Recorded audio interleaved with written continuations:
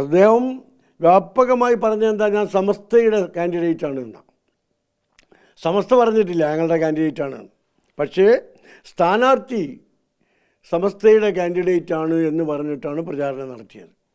എല്ലാ മഹല്ല് കമ്മിറ്റികളുടെ പ്രസിഡന്റ് ഭാരവാഹികളെ വിളിച്ചിട്ട് അദ്ദേഹം പറഞ്ഞു എന്നെ സമസ്ത നിർത്തിയതാണ്. എല്ലാ പള്ളി കമ്മിറ്റി ഭാരവാഹികളെയും സന്ദർശിച്ചിട്ട് അദ്ദേഹം പറഞ്ഞു സമസ്ത നിർത്തിയതാണ്. അത്തരമൊരു പ്രചാരവേലയാണ് അദ്ദേഹം നടത്തിയത്.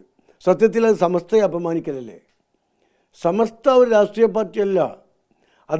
അത് തിരഞ്ഞെടുപ്പിൽ സ്ഥാനാർത്ഥികളെ നിർത്താറുമില്ല. പക്ഷേ ഹംസയെ നിർത്തിയ ആളുകളും ഇത് ഉപയോഗിച്ചു. വ്യാജമായി വോട്ട് കിട്ടാൻ വേണ്ടി ദുരുപയോഗം ചെയ്തു സമസ്തയുടെ സൽപ്പേര്.